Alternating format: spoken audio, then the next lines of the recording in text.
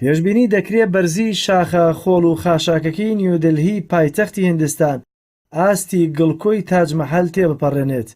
بەپێی زانیاریەکان ئەگەر بە ماستەی ئێستای بەردەوام بێت ساڵی داهاتوو بەرزی زبڵخانەی گازیپۆر لە نیودلهی بۆ سەرو 73 مەتر بەرز دەبێتەوە کە ئاستی گڵکۆی تاج مەحەلە. گازیپور دەکەوێتە سنووری خۆرهەڵاتی نیودلهی و ساڵی 1984 وەک ناوچەی کۆکردنەوەی خۆڵ و خاشاکی پایتەخت دیاری کراوە و هێندەی 40 یاریگای تۆپی پێ فراوانە.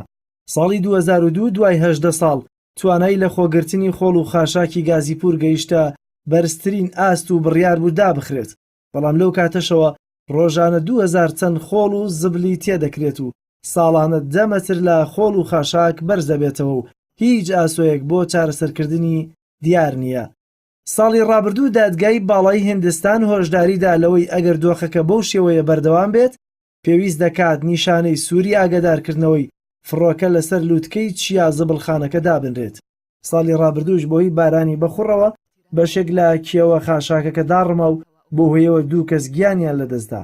دوای ئەو ڕووداوە تەنها بۆ چەند ڕۆژێکی کەم فڕێدانی خاشاک لە گازیپور ڕاگیرا، دواتر بە ناچاری دەستی پێکردەوە.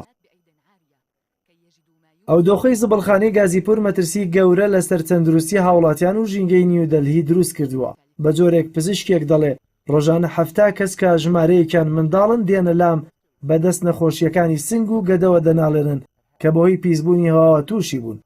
ڕووپێویەکی حکومیش بەو دەرەنجامە گەیشتووە 1,700,000 کەس لە نیودلهی پایتەخت نەخۆشیەکانی سنگیان هەیە.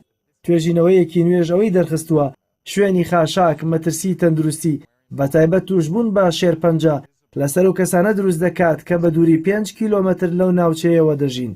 بەپێی ڕیزبەندی نێتەوە یەکگرتووەکان نیودلهی پایتەختی هیندستان لە ڕووی ژینگەییەوە پیسترین پایتەختە لەسەر ئاستی سەرجەم وڵاتانی جیهان و شارەکانی هیندستانیش لەسەر ئاستی جیهاندا زۆرترین خۆڵ و خاشاک و پاشماوەیان هەیە کە ساڵانە بە 62 ملیۆن چەند دەخەڵمێنرێت. بەپێی ئامارەکانی حکوومەتیش ساڵی 2030 ئەو ڕێژەیە بۆ 165 ملیۆن چەند بەرز دەبێتەوە.